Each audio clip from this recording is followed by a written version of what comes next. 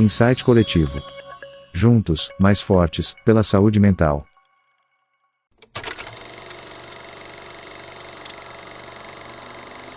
Bem-vindos a mais um encontro do Insight Coletivo. Nós estamos na nossa 23ª encontro. Eu sempre perco as contas, toda a vida eu brinco com isso, eu perco as contas de que encontro a gente está. O Insight Coletivo é um grupo de profissionais da saúde que se reúne periodicamente para discutir temas relacionados à saúde mental. Nós somos de diversas categorias, tem psiquiatra, psicólogo, nutricionista, enfermeiro, são vários profissionais que têm essa pretensão, né, de discutir temas relacionados à saúde mental para melhorar a sua prática clínica, porque a saúde mental ela é transversal a qualquer cuidado em saúde. Então a gente acaba precisando dessa discussão para poder exercer um cuidado, eu diria um cuidado mais aprimorado, né? Nós estamos no Instagram, né? A gente tem um Instagram, né? Esses encontros ficam gravados no YouTube, então todos os encontros anteriores eles estão gravados no YouTube, e há uns 15 dias mais ou menos nós tivemos a felicidade de inaugurar um podcast também. Então os encontros eles estão no YouTube e você pode também ouvir todos esses encontros no podcast, tá? É só digitar lá Insight Coletivo, você vai encontrar tanto na Apple Podcast, no Google Podcast, no Spotify, qualquer um deles você consegue ouvir o Insight Coletivo. E tá bem legal. Eu recentemente escutei o último episódio no carro. Tá bem audível, tá bem bonitinho, dá para escutar bem. E as temáticas são muito boas e eu tenho certeza que vocês vão gostar. Esse projeto ele é fruto de um financiamento coletivo, as pessoas elas podem contribuir com o projeto. A gente está no Catarse, catarse.me/insight_coletivo. Então, se você quiser contribuir com um valor mínimo lá de R$10, você pode contribuir e poder assistir esses encontros ao vivo com a gente, né, compartilhar ideias. A ideia aqui é ter um espaço democrático, então, mesmo que a pessoa ela não contribua, ela pode assistir esses encontros no YouTube ou ouvir, né, o encontro no podcast. A ideia é que a gente realmente democratize esse espaço, que as pessoas tenham acesso a essas informações que nós consideramos informações extremamente importantes e pertinentes, né? Até porque a saúde mental, todo mundo considera, né? Se você fizer uma enquete na rua e você perguntar às pessoas se as pessoas consideram que a saúde mental é importante, as pessoas vão dizer que sim, mas no dia a dia e na prática, as pessoas cuidam pouco da própria saúde mental, né? E nós, quanto profissionais da saúde, a gente tem esse objetivo de ajudar as pessoas nesse sentido, tá bom? Então, essa é a ideia.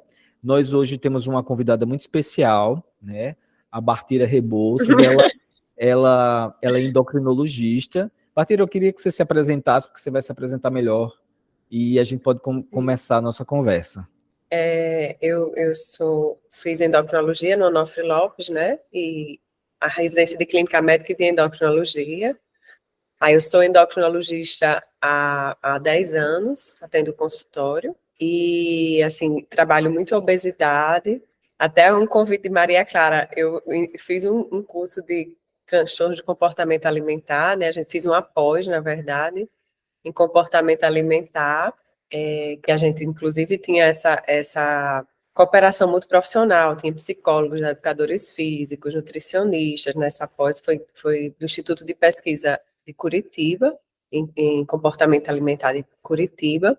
E eu sou mestranda, estou para defender agora, eu gosto de estudar muito a parte de deposição de gordura no corpo. Então, assim, em locais anômalos, quais as consequências metabólicas para disso, né? Independente da quantidade, mas onde ela está depois. E, assim, adoro o consultório, acho que eu trabalho muito assim com Maria, a gente pega muito essa questão psicológica, né? Essa questão afetiva da alimentação, interferindo no tratamento, as emoções interferindo na questão metabólica, né? Que eu acho que cada vez mais a gente vê que são coisas que antes eram bem divididas e que não tem como a gente dividir a mente do corpo. Eles funcionam juntos, um se manifesta no outro. Então é isso. Estou muito bem. Convido o doutor Adriano, adorei o tema, achei um tema super diferente, assim, interessante. Pois eu estava até falando para você, né, Bartira, que o tema surgiu dentro das nossas discussões no grupo, né? Num dos encontros, surgiu essa discussão, essa pergunta, né, de como, na verdade, assim, eu fiz uma fala no início de março, porque os encontros de março, eles foram todos voltados para a saúde mental da mulher, todos os encontros de março. E no primeiro encontro de março, eu fiz uma revisãozinha de literatura, então eu trouxe vários artigos falando sobre a saúde mental da mulher, né, e em termos de evidências, quais eram as evidências publicadas que tinham essa interseção, né, e como é que isso se processava. E muitas dessas evidências falavam sobre os hormônios sexuais femininos como fatores tanto de proteção quanto fatores de um possível adoecimento, né? Nesse sentido da questão do climatério. E aí surgiu, sabe, essa demanda, né? Ah, que legal se a gente trouxesse algum endocrinologista para a gente. Aí eu lembrei de Bartira, né? Se a gente trouxesse algum endocrinologista para discutir essa questão. E aí por isso que você está aqui hoje, porque a gente queria te perguntar o que tem a ver, né? O que os hormônios, como os hormônios, eles podem, fazer uma pergunta bem ampla para você. Sim. Como é que os hormônios, eles podem influenciar nas nossas emoções? Se eles influenciam e como isso acontece? Os hormônios, eles influenciam em tudo, né? Desde as nossas emoções até o metabolismo, a pele, tudo, né? São substâncias que têm acesso a todas as células do corpo, né? Eles têm, vamos dizer, receptores em todos os órgãos, e por isso eles têm uma ação tão abrangente. E no cérebro, assim, é extremamente importante, né? Diversos hormônios, todos os hormônios, eles interferem no funcionamento cerebral, desde o desenvolvimento cerebral. Então, ainda no feto, né, a diferenciação sexual, que vai fazer com que o cérebro da criança seja diferente, se for homem ou se for mulher. Até a adolescência, com a puberdade, com o aumento dos hormônios dos andrógenos, né, que também vai mudar o comportamento. E, como na mulher, no caso, na menopausa, também essa privação hormonal que vai acontecer com o tempo.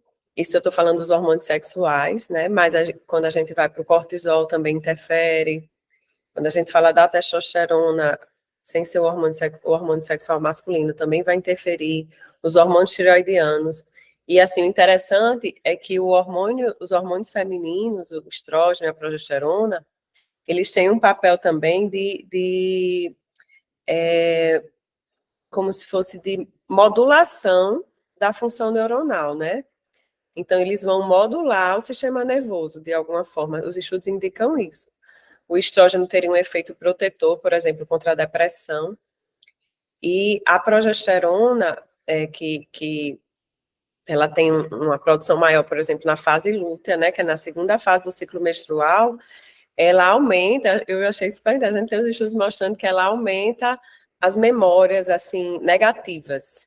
Então, quanto maior o volume da progesterona, mais aquela impressão daquela emoção negativa ficaria, né, relacionada a algum aspecto, a algum momento da minha vida. Então, inclusive mostra aquelas ressonâncias funcionais, uma alteração da função cerebral em relação aos homens na fase lútea, que estaria relacionada com essa diminuição, um humor mais deprimido. Além disso, aí tem a testosterona e o sulfato de ideia, que também interfeririam nesse funcionamento, e eles teriam um papel muito importante na menopausa, na mulher, a alteração tanto do estrógeno como da progesterona, como dos andrógenos, que é a testosterona, o sulfato de ideia, por isso que existe uma chance de depressão na menopausa. Aí essas alterações de fase lútea, elas estariam relacionadas ao transtorno disfórico, né, pré-menstrual. Então, existem alterações essas flutuações hormonais estariam relacionadas em quem tem uma predisposição genética a ter o transtorno disfórico pré-menstrual, e tem até alguns estudos também, vamos dizer, falando da depressão pós-parto, você repor algumas progesteronas que no transtorno disfórico dariam depressão, mas no pós-parto poderia tratar a depressão pós-parto. Então, a progesterona com efeitos diversos. Aí eles falam dos receptores dos estrógenos. Então, mulheres com... Não sei se eu estou falando muito doutor Adriano pode modular aí. Mas algumas mulheres que teriam depressão pós-menopausa, elas teriam alterações do receptor do estrógeno, o 2, que tem o receptor para o estrógeno tipo 1 e o tipo 2. Então, elas teriam alterações nesse receptor e com a privação do estrógeno, elas teriam quadros depressivos, né? Uma susceptibilidade maior a quadros depressivos. Aí, além disso, a gente tem o cortisol, né? A gente sabe que pacientes que não têm cortisol, que a gente chama de insuficiência adrenal, eles têm quadros, chegam a fazer psicose, eles ficam uma irritabilidade muito importante, um humor depressivo, baixa tolerância. Além do quadro clínico, né, que também, como é um quadro bem, assim, clínico bem importante, isso acaba interferindo no humor. Mas a própria deprivação do cortisol, ela causa esse quadro, pode abrir até um quadro psicótico. Então, a gente tem alguns pacientes que fizeram quadros bem graves, assim, por insuficiência adrenal, como também pelo excesso do cortisol, que é a doença de Cushing, né, ou a síndrome de Cushing, que pode ser tanto, quando a gente faz um corticoide para um paciente para tratar qualquer doença autoimune, a gente tem que ter consciência que a gente pode modificar o funcionamento cerebral dele, e ele pode evoluir com até um quadro depressivo que a gente tem nos pacientes de Cushing, que é essa doença do excesso de cortisol, como também com um quadro de ansiedade, irritabilidade. São pacientes que ficam bem, que mexem muito com eles, como eu disse, inclusive quadros psicóticos.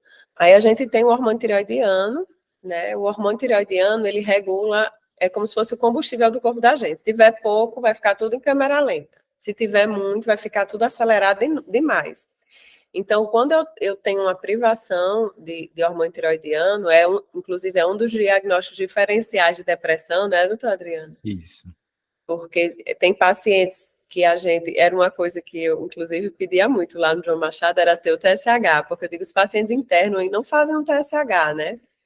Porque é uma coisa que acaba interferindo, é um diagnóstico difícil, facilmente a gente trata. Então, a gente tratar um hipotireoidismo e o paciente ficar bem, sem precisar ter um diagnóstico errado de depressão e fazer um tratamento muito mais agressivo, né? Vamos dizer assim, que tem muito mais repercussões. Sim. O excesso do hormônio tireoidiano já causa muita irritabilidade, já causa a falta de paciência, são pacientes muito acelerados, agitados, e também pode dar depressão. A gente sabe que tanto o hormônio tireoidiano, como os hormônios sexuais, como o cortisol, eles interferem no sono. Então, indiretamente, né, como o sono é super importante para a saúde mental, acaba tendo essa repercussão também na saúde mental e nas emoções. Então, gera mais estresse, mais tristeza, pela falta de repouso mesmo. Uhum. É interessante, assim, você fala, né, assim, você falou de vários aspectos, né, a questão dos hormônios sexuais, do cortisol, né, dos hormônios da tireoide, e é notório, né, Bartira, assim, que essas alterações hormonais, elas podem influenciar, elas podem provocar alterações, vamos dizer assim, do funcionamento, né, e isso se expressar psiquiatricamente, é possível, né, Sim, que a gente veja manifestações psiquiátricas por causa dessas alterações. E aí eu te pergunto, você acha, existe hoje algum parâmetro que a gente possa utilizar no sentido de pensar assim, numa rotina mínima? Tipo assim, um paciente que chegou num consultório, ele não tem nenhum tipo de triagem com endocrinologista, mas ele chega num consultório sim. psiquiátrico, por exemplo. Existe uma rotina mínima que a gente deveria pensar do ponto de vista hormonal, que você acha que faz sentido? A função tireoidiana é a rotina mínima, né? O TSH, T4 livre, T3 total, são hormônios básicos, assim, que precisam ser avaliados. O cortisol, a gente, como é uma doença, assim, que é bem sintomática, né? A insuficiência adrenal, então, naquele paciente com insuficiência adrenal, que tem emagrecimento, enjoos, perdendo peso, aquele paciente que tem um quadro clínico de insuficiência adrenal, Aí a gente dosa, porque vai mexer com a questão mental dele, né? Com a saúde mental, com a regulação emocional, de uma forma bem importante. Eu acho que seriam os exames básicos. Os hormônios sexuais femininos, e, assim, a gente dosar, porque tem muito mais a ver com a ciclicidade dessa produção hormonal, né, que não tem como a gente avaliar, e também com o receptor hormonal, né? Então, a gente não teria como ver. E uma coisa hoje importante é a gente perguntar se está usando esteroides anabolizantes, porque a gente sabe que aumenta a agressividade, né? Aumenta a ansiedade, dá depressão, inclusive pessoas que usam anabolizantes também são pessoas que às vezes já têm uma tendência maior de transtornos depressivos, de transtornos ansiosos, de abuso de drogas, né? Então, é uma coisa que a maioria das vezes o paciente não fala espontaneamente. Então, a gente perguntar, às vezes a gente pergunta, eles ainda não dizem depois de algumas consultas, né? Então, é super importante, porque acaba ajudando a gente a pensar, né? A gente hoje está vendo muito caso de agressividade contra a mulher, de feminicídio e outras situações que a gente não sabe até que ponto esse uso de anabolizantes não tem interferido, né, nesses comportamentos assim mais agressivos, numa frequência maior do que a gente via antigamente. Eu acho que essa é uma questão bem interessante mesmo, né? Porque eu acho que o uso desses esteroides, eles têm sido bem frequentes, né? Inclusive, teve agora até uma resolução do Conselho, né, Federal de Medicina proibindo essa prescrição para fins estéticos, né? E essas consequências para a saúde, de modo geral, e para a saúde mental, realmente são bem notórias, né, Bartira? Sim, sim. Foi agora, né? Dia 11 de março. A gente pega muita dependência do esteroide anabolizante, porque o esteroide anabolizante ele dá uma confiança muito grande. E as pessoas que usam, elas precisam, muitas vezes elas estão precisando disso, né? Porque elas estão com a autoestima alterada, estão com distorções em relação ao próprio corpo. Então, ela ter esse acesso à medicação, que resolve de alguma forma, dar um contorno estético melhor, traz mais confiança. Então, ele acaba que. E aí, quando a gente tenta diminuir, alguns pacientes vão para a gente desmamar, para ver se conseguem parar. Quando chega em um nível que a gente começa a baixar, normalmente o paciente some do consultório. Então, eles conseguem fazer o desmame até certo ponto. Até porque, para o eixo retomar a produção de andrógenos, às vezes demora meses, até 3 anos em alguns casos. Então, eu não consigo ficar assim, porque não é que eu vou estar com o meu andrógeno normal. Normalmente, eu vou ficar com privação, né? Nessa fase inicial. Então, para quem é acostumado uma dose alta, eles sentem muito. E, ao mesmo tempo, o uso traz muito essa alteração de comportamento, que a gente vê, inclusive, eu tenho pacientes que são esposas de usuários. E elas dizem, assim, um controle, uma questão mais agressividade, a gente vê um comportamento bem alterado, assim. Que a gente, às vezes, acompanha o casal, né, vamos dizer. Jales levantou a mão. Jales, vai fazer alguma pergunta? Oi, Jales.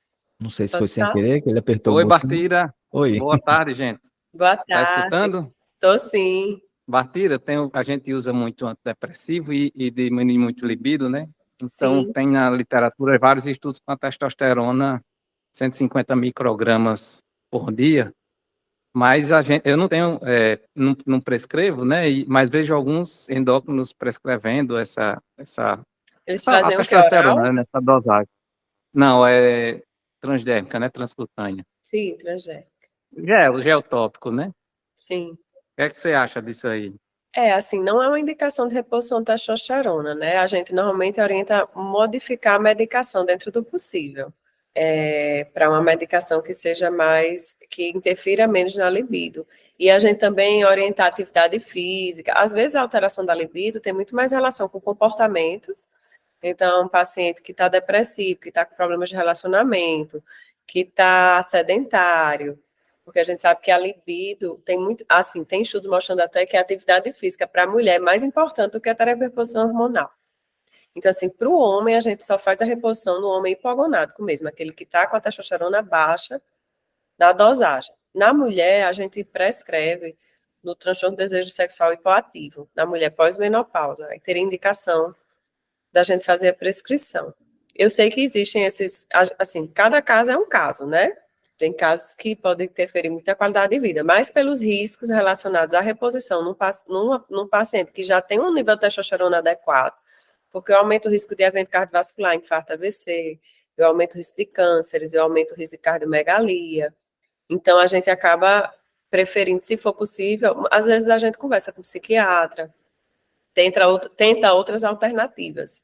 É interessante essa pergunta do Jales, porque relativamente é bem frequente, né, essa queixa dentro do consultório psiquiátrico de diminuição da libido, tanto, como você falou, tanto pelos sintomas depressivos, né, quanto por efeito colateral dos antidepressivos ou antipsicóticos, né, e aí é uma queixa relativamente frequente, realmente, né, e surge essa questão, o que eu já essa ferramenta, surge com uma certa frequência, né? Assim, do paciente, ou ele já vinha em uso, porque algum colega urologista já prescreveu, ou ele trazer essa questão para a gente, né? Se teria indicação de fazer uso de testosterona. Inclusive com a demanda da gente dosar, né? De fazer dosagem de testosterona e tal. A gente idosa, realmente, tem pacientes para ver a questão do hipogonadismo, às vezes a própria obesidade, né, paciente que está obeso, ele tem uma diminuição de testosterona. A experiência que eu tenho é qual? Quando a gente melhora o estilo de vida do paciente, eu acho que a saúde sexual tem muito a ver com isso, né? Quando eu melhoro a qualidade de vida, quando eu dou um suporte psicológico adequado, quando eu melhoro a saúde física mesmo, controle de peso, controle metabólico, a tendência é que eu consiga organizar isso apesar do psicotrópico. A gente consegue ter... Eu acho que a testosterona deve ser o último recurso, porque eu posso prescrever testosterona e não melhorar a função sexual, se eu não tiver melhorado esses outros aspectos. Normalmente acontece isso, principalmente na mulher, né? Assim, a gente vê muito isso. Normalmente esses quadros depressivos, assim, vocês vão poder falar até melhor que eu, mas acomete muito essas mulheres e homens, assim, adultos, mais para, né, 40, 50, 60 anos, que é uma idade de muitas mudanças e de muitas... Então, tem muitas questões erradas, assim, também. São casamentos mais longos, eu tenho diminuição do desejo... de desejo, a gente vai mais para o desejo responsivo do que o desejo espontâneo. A gente tem outro, né? O relacionamento às vezes não tá adequado. Então tem outras questões, eu acho, a questão da maternidade já numa fase mais avançada. Enfim, tem questões hormonais relacionadas. Também não testosterona, vamos dizer, outras coisas. É bem mais complexo que só um remédio, né? Isso, eu acho. Né? É sempre mais complexo, na verdade. A gente acaba tendo essa demanda, assim, acho que os pacientes, as pessoas de modo geral, elas têm muito essa demanda de tentar resolver as coisas de uma forma mais simples, que não seja pela mudança do estilo de vida, que não seja pela questão da alimentação e dos cuidados e atividade física, né? Há uma demanda de modo geral, e eu acho que é por isso que faz tanto sucesso, né, essa questão da testosterona, dos esteroides para fins estéticos, porque é aquela coisa muito pontual e muito, muito rápida. Muito rápida, né? Você tem um resultado rápido, que é o que as pessoas querem hoje. Exatamente. Só que a gente precisa saber o que está por trás, realmente, né? Qual é o pano de fundo disso que está acontecendo. Tem muitas questões psicológicas que precisam ser resolvidas. As pessoas não querem lidar com as questões delas, elas querem fazer só algum medicamento e fazer de conta que aquilo não é comigo, né? Eu acho que é esse aí o grande... É isso mesmo. Ana Augusta? Na verdade, é uma pergunta e meio um comentário. Eu sou psicóloga, Bartira, e fico ouvindo essa fala de vocês e fico muito feliz de ver o quanto os médicos estão fazendo esse olhar mais sistêmico, né? Você deve estar sempre interagindo com a nutricionista, com o psiquiatra. E eu fico me perguntando assim, como é que a gente vai conseguir que as pessoas vão para a psicoterapia? Eu não sabia que os anabolizantes, eles também influenciam no comportamento, dá mais segurança, mais autoconfiança. Quem é que vai querer passar não sei quantos, né, meses, anos numa terapia se um remedinho que eu vou ingerir vai resolver o problema, né? Então, é muito importante que vocês possam ter essa visão né? Eu sei que Adriano é um psiquiatra, eu sempre falo, é um psiquiatra que se diferencia, porque ele tem essa visão de que a gente precisa estar trabalhando lá a parte neuroquímica, mas tem que estar entendendo o que é que está acontecendo para que essa química se desorganizou, né? Mas as pessoas não têm esse entendimento, então tem que ser através da gente, quando chega no médico, no endócrino, na nutricionista, no psiquiatra, né? Porque se essa coisa de fazer o esforço, de estar tentando entender o que aconteceu e mudando o comportamento, infelizmente ainda muito pouca gente quer mergulhar nessa jornada. Né? Essa mudança de dentro para fora, né? Que é o que realmente é sustentável, né? Para a saúde.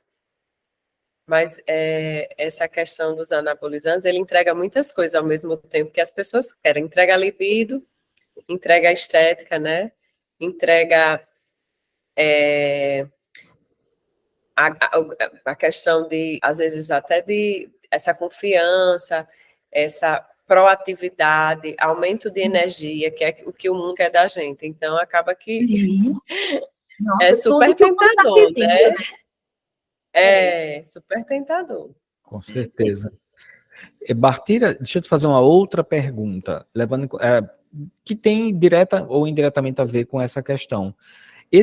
O processo de transição de gênero, né? Assim, a gente sabe que existe a utilização de hormônios para o processo de transição de gênero, né? Hoje existe, como é que estão assim, os níveis de evidência, no sentido de que quais consequências esses processos eles são seguros? Porque você estava falando, por exemplo, do uso da testosterona, do risco cardiovascular, da questão do risco, né, de acidente vascular encefálico e tal. Para o processo de transição de gênero, como é que está isso, né, nesse sentido? Em relação aos riscos, assim, metabólicos, eles continuam, né? Então, assim, esses pacientes, eles se submetem a um risco maior. É como uma mulher que usa andrógeno sem querer mudar de sexo, né? Como ela vai ter um risco maior de ter insuficiência cardíaca, de ter uma coronariopatia, um infarto, AVC. Vai ter um risco maior também de ter alterações metabólicas, colesterol alto, glicose alto, né? Enfim, alterações diversas, metabólicas diversas. E existem alterações cerebrais também, né?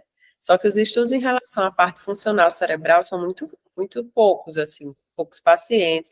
Aí a gente ainda não tem uma evidência muito boa, mas existe uma alteração nas ressonâncias funcionais, assim, de antes para após a reposição, assim, depois de um tempo, né? Porque os hormônios, eles modulam mesmo o funcionamento cerebral. Tem alguns estudos mostrando interferência em alguns neurotransmissores. Então, acaba que... Mas o risco, o risco O risco existe. Existe. Ele é contornável? Existem medidas comportamentais ou... Não.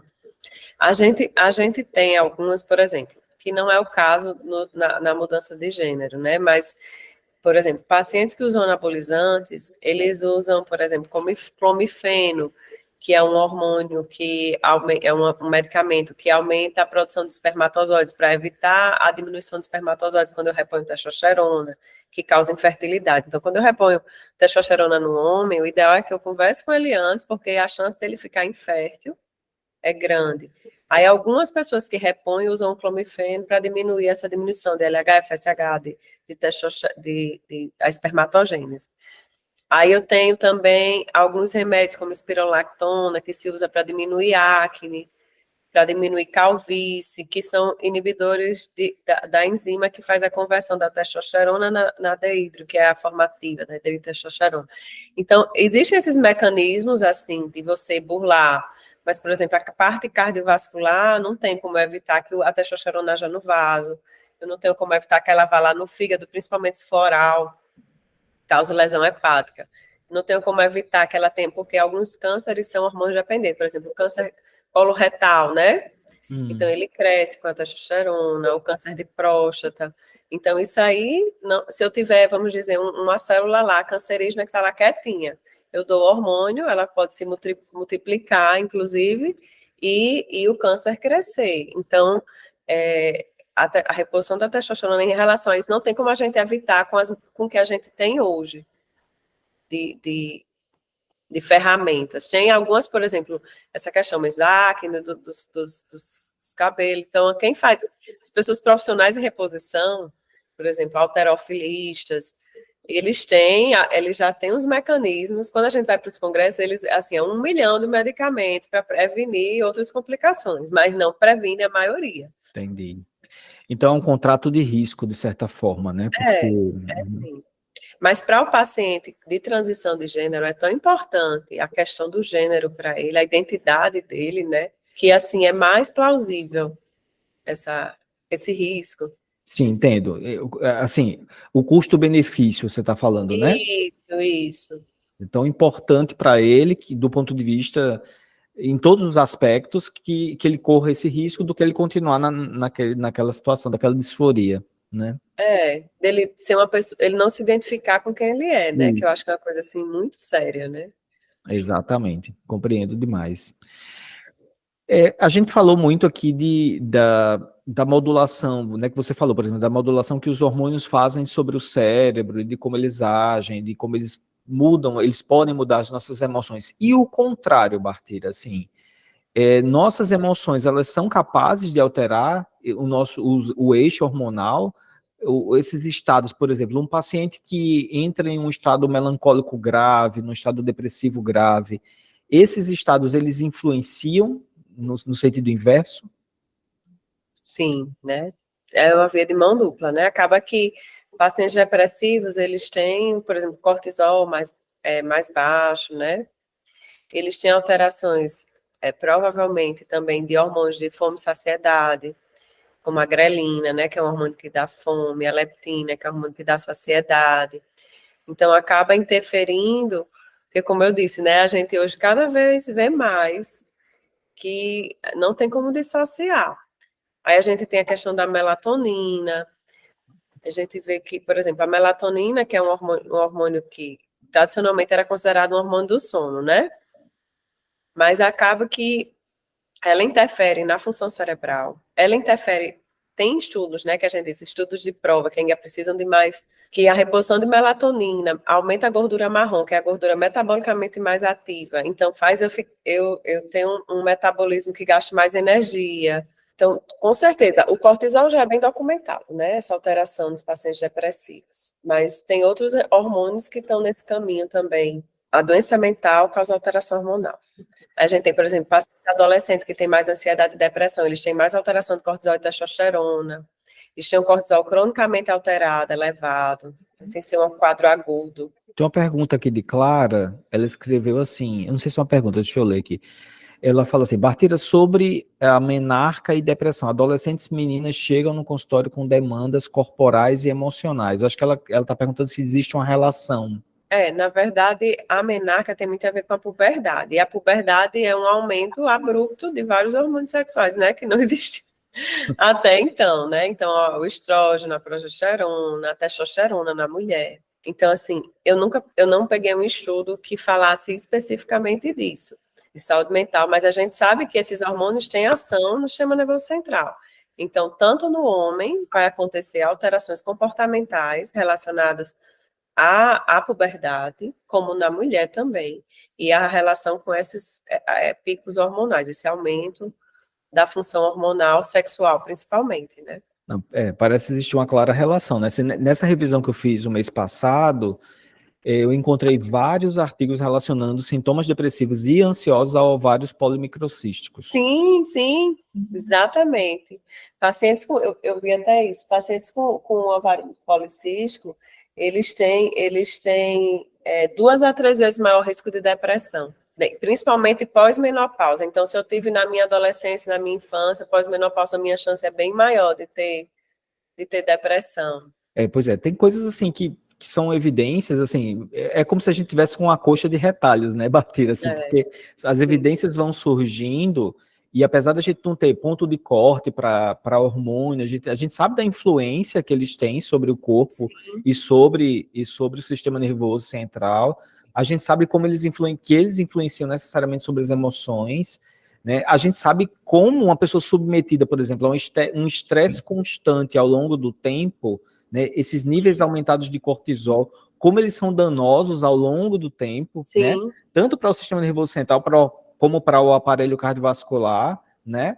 Mas, assim, são coisas que a gente conhece, mas na prática clínica, elas não são marcadores biológicos que a gente utiliza, né?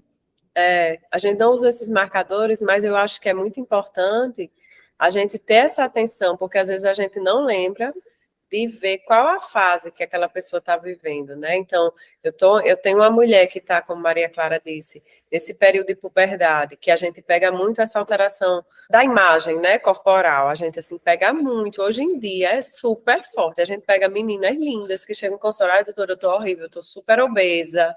Então, eu acho que a gente ter esse olhar, qual a fase hormonal que essa pessoa está vivendo, qual a fase, né, como a gente pegar as mulheres na menopausa, que é outro momento bem crítico, que as mulheres procuram mais a gente no consultório, eu acho que Maria Clara vê isso, né? São dois momentos super chaves, assim, para procura de perder peso, da questão corporal, e são fases de alteração hormonal bem importantes.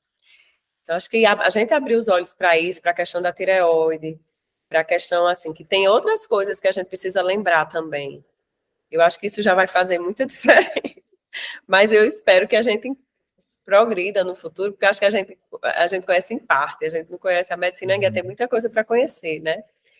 E cada dia a gente vê, como a gente sabe ainda muito pouco, que a gente vai entender melhor essas ações e talvez no futuro a gente tenha esses pontos de corte, a gente tenha como intervir melhor, a gente entenda de uma forma mais minuciosa, né, esses funcionamentos aí, hormonais, com o cérebro.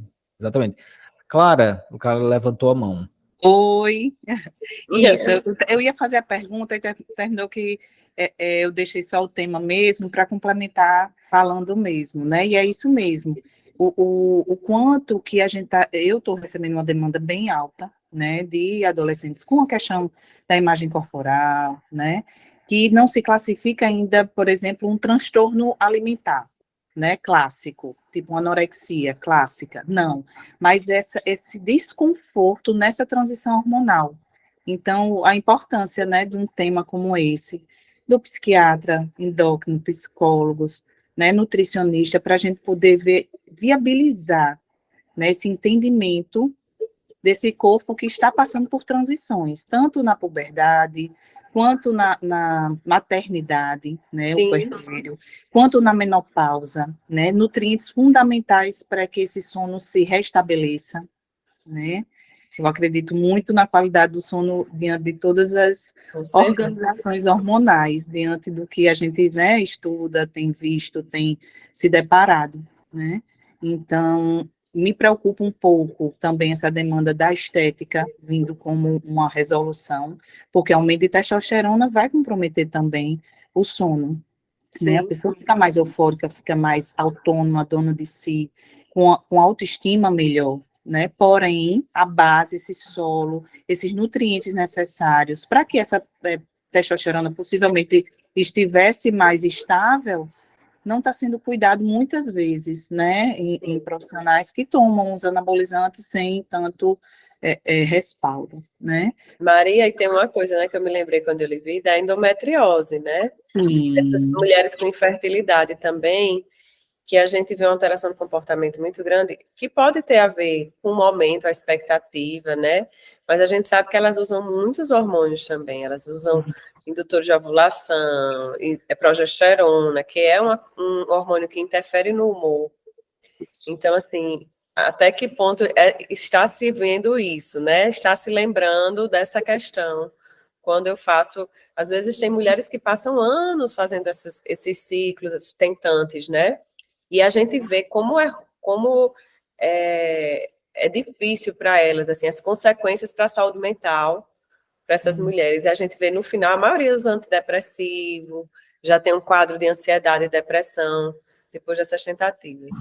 É bem interessante, porque muitas vezes, a gente não tem como dizer 100%, os estudos não mostram esses dados tão elevados assim. Mas os casos que eu atendo, a demanda de pacientes com infertilidade, com estrogênio, começaram muito cedo a tomar um anticoncepcional. Então, a abrandar o que é realmente necessário para aquele corpo se autorregular. Então, as mulheres ficam com medo da progesterona. Existe muito medo de paralisar, de entrar numa fase lútea, né? Então, quando entra no...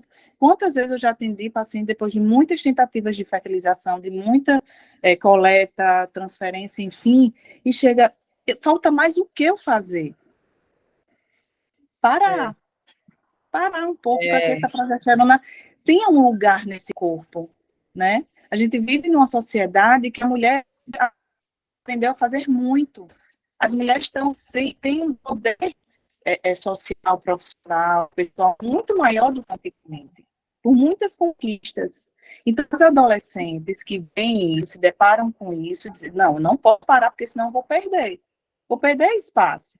Num mundo que tem muita gente, né? Então, e agora? Eu não quero menstruar, muitas não querem, né? Não respeitar o ciclo, né? Isso, exatamente. Porque a gente sabe que a fase folicular tem aquela energia, aquele poder do estrogênio, sendo que depois da ovulação tem a queda. Tem um momento da gente refletir, parar, entristecer. Por que não entristecer? A tristeza não foi possível na vida, né, das pessoas. Eu tiro por mim, né? Eu estudo mulheres, tenho 2 filhas meninas, né? Então, é muito complexo essa questão do hormônio. Muitas mulheres que já fizeram muitas reposições hormonais, chips, né? E que quando precisam parar porque o corpo já está lá, uma adrenalina que não aguentam mais, precisam de um suporte nutricional altamente delicado e cuidadoso. Porque vai estar com muitas deficiências, principalmente no sono, né? Que precisa de nutrientes, sono é nutriente.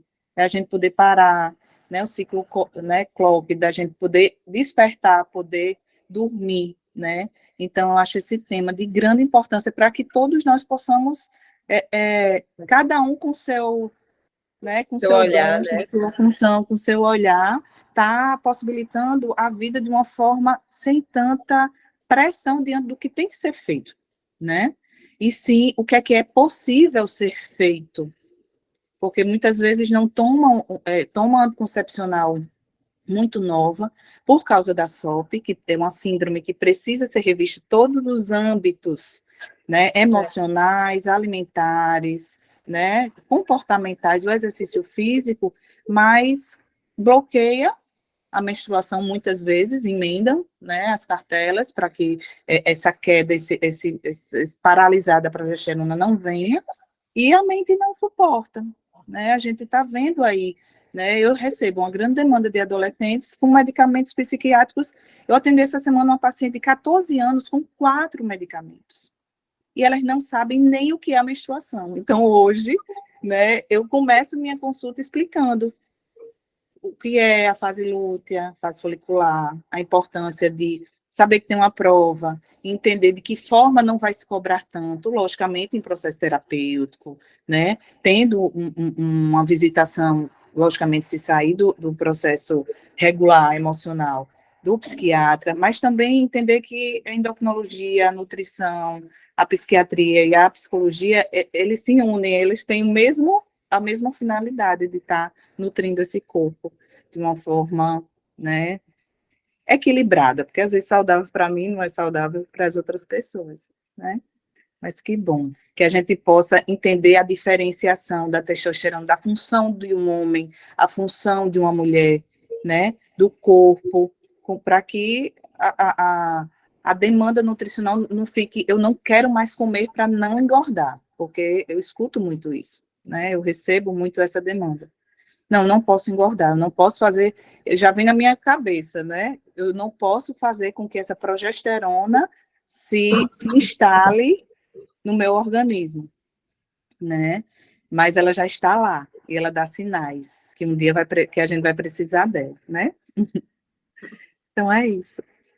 Ana Augusta, fala alguma coisa? Eu estou querendo fazer uma pergunta. Vocês já falaram várias vezes do cortisol, e qual é o preço que a gente vai pagar enquanto sociedade por esse cortisol elevado cronicamente? Até Bartira falou, né? Em adolescentes, falou adolescente, pensei que era só adulto. Eu não atendo adolescente, eu não estou muito nesse mundo. Mas quais são são as demências? O que é que a gente vai vivenciar, né? Porque a gente está vivendo todo mundo vive sob um nível de estresse maior do que poderia dar conta, né? Na verdade, Ana, eu acho que a gente já está pagando esse preço, né? A gente aumentou a taxa acho que a doutora Diana pode até dizer, se eu não me engano, acho que na idade de 14 anos a gente aumentou 400% as taxas de suicídio, em uns estudos que eu tinha olhado. Então, assim, eu acho que o excesso de demandas, a falta de tempo livre, a falta essas alterações que se refletem, isso aí, os hormônios, na verdade, essas alterações têm sido consequência de comportamentos inadequados. Eu digo, a gente tem que falta o básico, é ter hora para ter tempo para dormir, comer, fazer exercício. O básico. É o básico da saúde, né? Então, a falta do básico, de eu ter um tempo do estilo de vida, né? Ócio, isso está fazendo esse aumento dos hormônios. E a gente já está vendo isso, que é o quê? Aumento de ansiedade, aumento de depressão, aumento de taxa de suicídio, alterações de comportamento alimentar, então a gente hoje pega muito. Aí a gente tem a exposição a redes sociais, que também, assim, é uma coisa que, né, sem precedentes, porque quando eu era adolescente eu não sabia nem o que era um celular, e hoje uma criança, ela já tem um acesso bem jovem, né?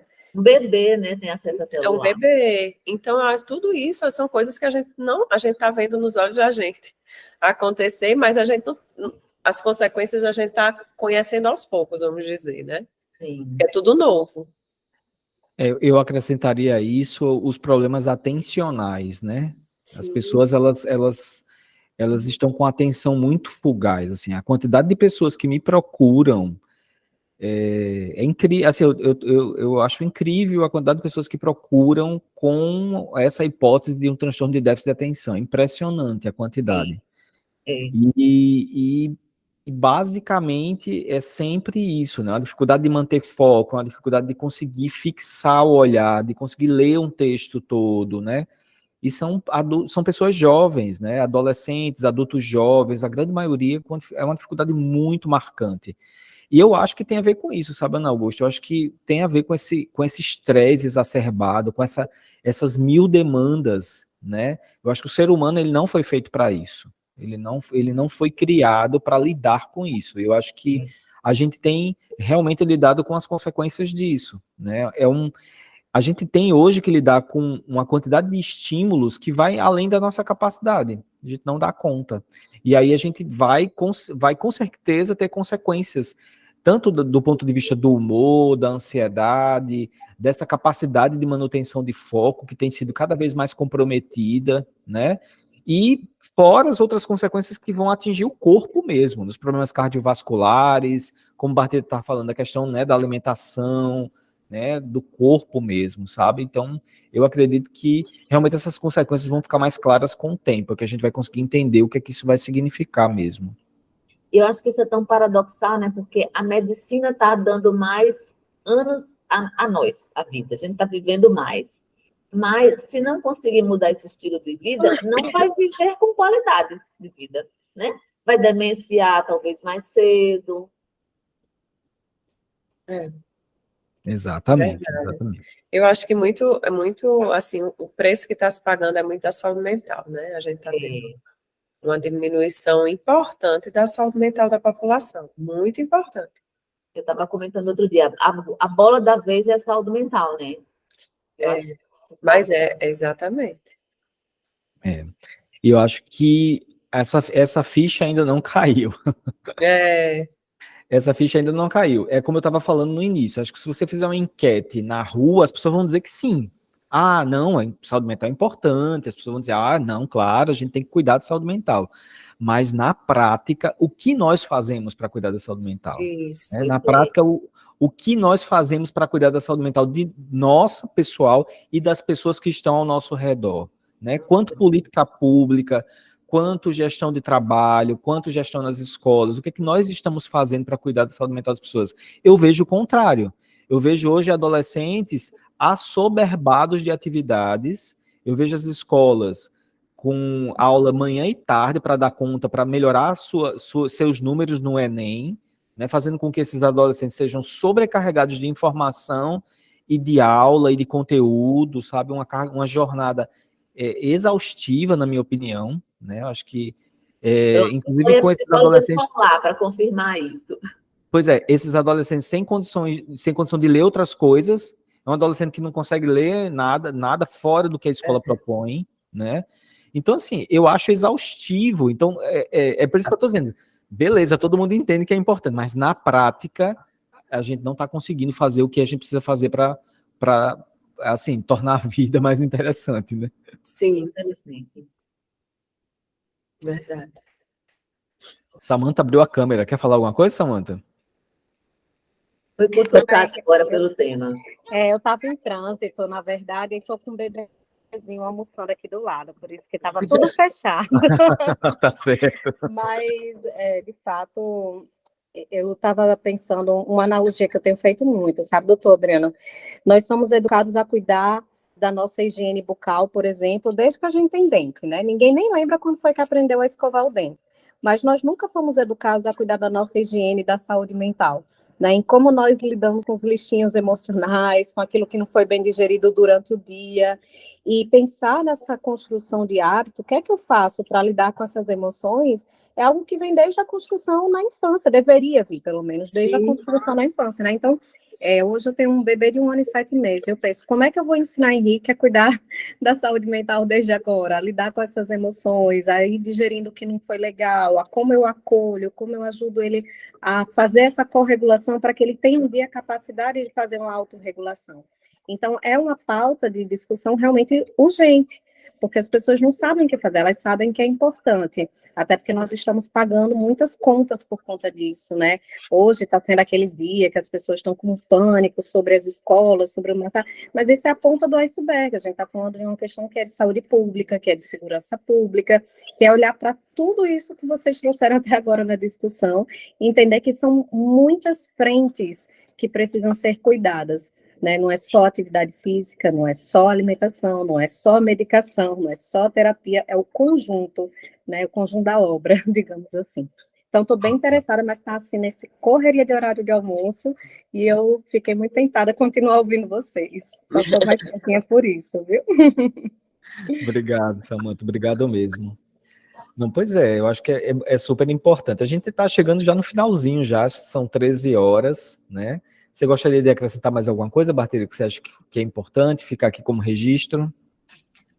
Não, eu queria agradecer, né, doutor Adriano, achei super rico, e foi um tema, assim, que até trazer esse momento aqui nosso, abriu também meus olhos para eu olhar mais também essas questões, né, em relação a essa flutuação hormonal, as fases, então isso acho que é importante, a gente como profissional de saúde ter esse olhar, e eu acho que é isso, a gente ficar atento, lembrar sempre dessa parte, de pensar, paciente, será que ele não está com a doença tiroidiana, será que ele não está com alguma coisa que está fazendo ele entrar nesse quadro, nesse momento, não é só a doença mental, mas existe algum transtorno orgânico que esteja causando aquilo, eu acho que isso é a mensagem que a gente tem que sempre lembrar, né, quem trabalha com saúde mental, que do jeito que o corpo reage à mente, a mente reage ao corpo. Exatamente. É isso. Queria agradecer a Samantha, a Ana Augusta, a Clara, que precisou sair, né, a Jalix, que estava aqui presente com a gente. Dizer que foi um prazer, foi ótimo, né, mais um encontro, a gente conversar, né. Acho que realmente é uma temática super importante. Às vezes eu fico pensando que a gente não tem essa coisa, por exemplo, a gente não tem marcadores biológicos para utilizar os hormônios, né, na nossa prática clínica. Eu estou falando do psiquiatra, né, eu sei que é a rotina do endocrinologista, mas eu digo na prática do psiquiatra, mas talvez porque o problema não sejam pontos de corte que a gente precisa, talvez a gente precise de algo mais longitudinal. Uma avaliação dinâmica, né? Isso, uma avaliação dinâmica, acho que é essa palavra, a gente entender, por exemplo, como é que aquela pessoa, e talvez a gente tenha isso no futuro, né, como é que é uma curva de cortisol daquela pessoa, né, como é que aquele cortisol se comporta diante dos fatores estressores, né, num contínuo de tempo, né, talvez com o tempo a gente consiga ter isso, né, e aí vai fazer muito mais sentido, né, para a gente, Sim. se a gente conseguir ter marcadores dessa natureza, né? Até fatores prognósticos de tratamento, para até avaliar a medicação, né? Assim, seria super interessante, realmente. Exatamente, eu acho que é por aí. E aí talvez uma curva de cortisol para uma pessoa, né, é como você fala, vai ser um marcador de prognóstico, né, e para outra vai ser melhor prognóstico. Então, eu imagino dessa forma. Eu acho que talvez esses marcadores eles surjam dessa forma. Eu acho que faz mais sentido pensar assim, né? Sim. Então, é isso. Eu queria agradecer muito a presença de vocês, dizer que foi um prazer enorme estar aqui conversando, né? Dizer para quem vai assistir esse encontro aqui marcado que a gente está, né, semanalmente se encontrando aqui, a gente tem esses temas super, né, importantes, né? A gente vai, próxima semana, estar conversando com Everson. Everson é musicoterapeuta, vai ser um encontro sobre musicoterapia, né? E, enfim, vamos lá, a agenda de maio está quase pronta. Eu vou, nesses próximos dias aqui, para o final de abril, eu vou estar divulgando a agenda de maio para que vocês possam estar participando. Tá bom, gente? Então, um abraço a vocês. Bom almoço, eu sei que ninguém almoçou aqui ainda, né? Obrigada. De nada, um abraço, foi um prazer. Bom dia para vocês. Um bom feriado. Isso. Bom resto do dia, bom feriado.